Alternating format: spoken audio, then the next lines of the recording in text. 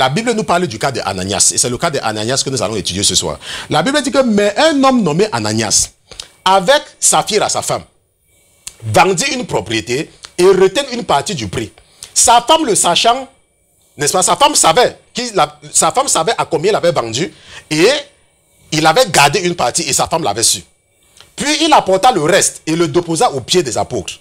Pierre lui dit à Ananias, pourquoi Satan a-t-il rempli ton cœur au point que tu mentes au Saint-Esprit et que tu aies retenu une partie du prix du champ? S'il n'eût pas été vendu, ne te restait-il pas? Et après qu'il a été vendu, le prix n'était-il pas à ta disposition? Comment as-tu pu mettre en ton cœur un pareil dessein? Ce n'est pas à des hommes que tu as menti, mais à Dieu. Ananias, entendant ces paroles, tomba et expira. Une grande crainte saisit tous les auditeurs.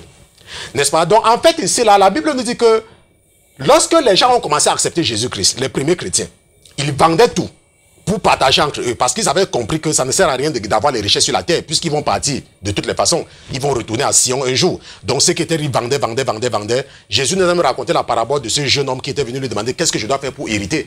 Et il a dit, tu dois obéir la loi. Il a dit que j'ai tout fait. Jésus a dit, va donc vendre tous tes biens, et comme cela, tu vas avoir ta place, ton nom sera écrit dans le vie. Et la Bible nous dit qu'il est parti étant triste. Et la parole de Dieu dit que à quoi ça sert à un homme de gagner tout le monde s'il doit perdre son âme. Donc ceux-ci avaient compris ce message-là et ils vendaient tout.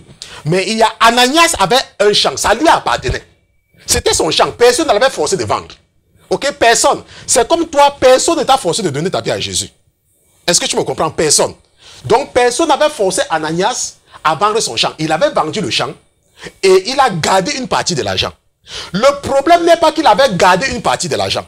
Mais le problème, et c'est ça que nous allons voir ce soir, il avait menti à un homme de Dieu. C'est ça le problème. Le problème, ce n'est pas qu'il avait gardé une partie de l'argent. Il pouvait vendre ça et venir dire que, ok, voici ma part de contribution. Et ne même pas dire le montant. Mais ce qui se passe, c'est qu'il a dit que c'est à ce prix-là qu'il a vendu. Et il a dit ça à qui? À un homme de Dieu.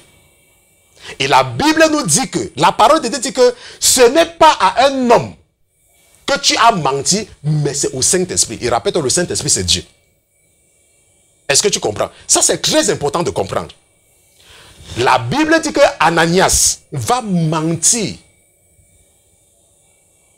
Ce n'est pas à des hommes. Actes chapitre 5, verset 4. Ce n'est pas à des hommes que tu as menti, mais à Dieu. Donc, il faut que tu comprennes que lorsque tu as un homme de Dieu en face de toi, ce n'est pas... Il ne faut pas regarder... Attends. Il ne faut pas regarder l'homme là. Hein. Un homme de Dieu n'est qu'un serviteur. Donc quand tu parles à un homme de Dieu, surtout dans le cadre du ministère, il faut faire attention. Est-ce que tu me comprends? Il faut faire attention.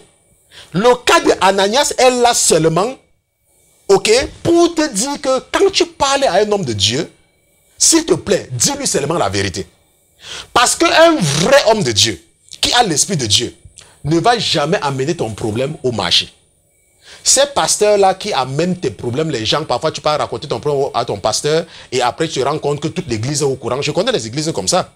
Ok, je connais des églises. Ok, tu racontes quelque chose à un pasteur, le lendemain c'est toute l'église qui est au courant, je connais.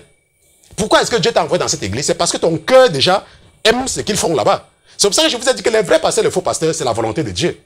Parce que toi, il y a les églises où c'est bien, mais tu ne pars pas là-bas. Parce que quand tu vas partir, on va te demander que ne porte plus le pantalon, ne mets plus les rouges à lèvres, ne mets plus les faux cheveux. Tu vas dire que c'est pas bien. Les gens, s'ils me demandent de ne pas faire beaucoup de choses. Et c'est toi-même qui choisis d'aller dans ces églises-là. Donc il ne faut pas après blâmer le pasteur quand tu vas te confier à lui, lui raconter ton problème. Parce que c'est le même esprit, c'est un mauvais esprit. Donc c'est un mauvais esprit. Et la Bible dit que Ananias avait menti. Et sa femme va faire également la même chose. Et elle aussi va mourir. Maintenant, ce que tu dois comprendre, c'est que la Bible nous dit que le mensonge est une abomination. C'est ce que nous apprenons dans Lévitique chapitre 19, verset 11. Ok? La Bible dit dans Lévitique chapitre 19, verset 11 que vous ne déroberez point et vous n'userez ni de mensonge, ni de tromperie les uns envers les autres. Maintenant, pourquoi est-ce que le mensonge est un péché mortel? Parce que quand tu mens, tu offenses quelqu'un.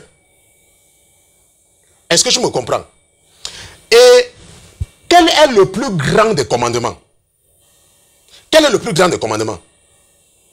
Nous allons partir dans la Bible, parce qu'ici à la Sainteté FM, nous répondons à la parole de Dieu par la parole de Dieu. Dans Matthieu chapitre 22, à partir du verset 36, nous allons voir le plus grand commandement. Matthieu chapitre 22, à partir du verset 36. La parole de Dieu dit que, Maître, quel est le plus grand commandement de la loi? Jésus lui répondit, tu aimeras le Seigneur ton Dieu de tout ton cœur, de toute ton âme et de toute ta pensée. C'est le premier et le plus grand commandement. Et voici le second, qui lui est semblable. Tu aimeras ton prochain comme toi-même. Prenons un exemple. Tu mens sur ton résumé, sur ton CV. N'est-ce pas? Tu mens.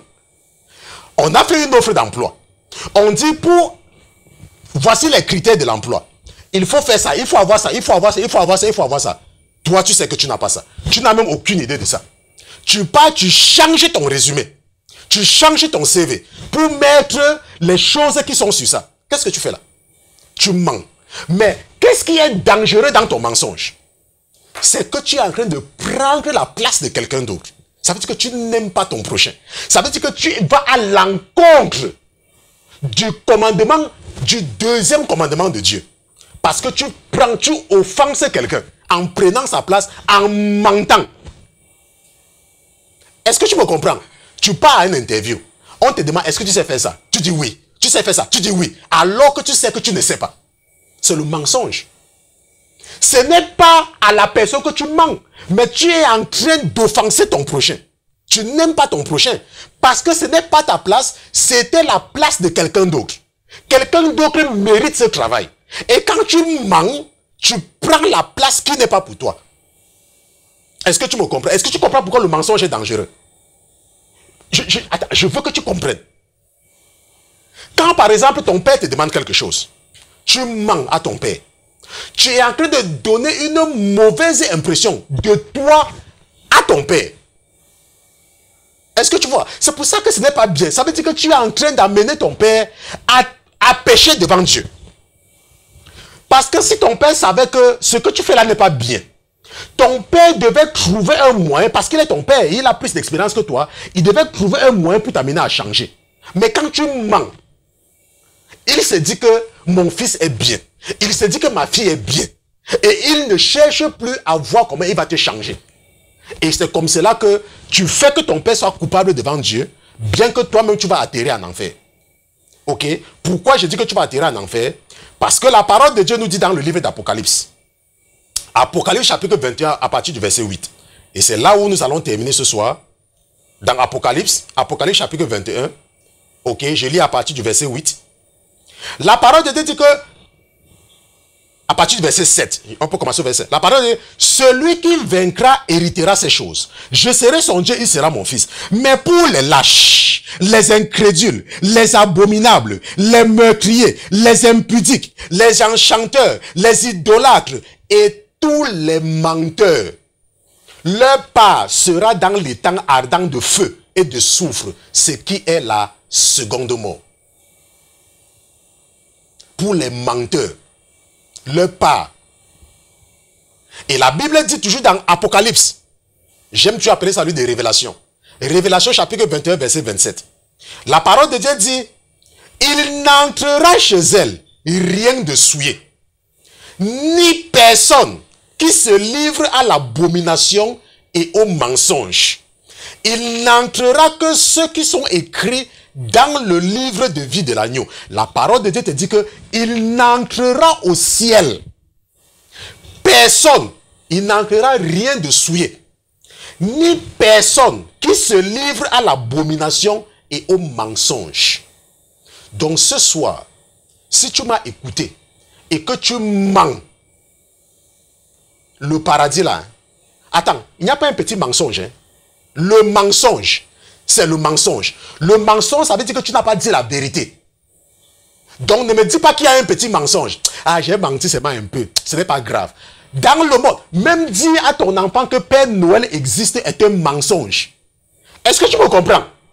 Même dire à ton enfant que Père Noël existe est un mensonge. Parce que Père Noël n'existe pas et ça tu le sais. Est-ce que tu me comprends? Je veux que tu me comprennes parfaitement. Ok? Donc, il faut que tu saches à partir de ce soir qu'il n'y a pas de petits mensonges. Tu dois apprendre à dire la vérité.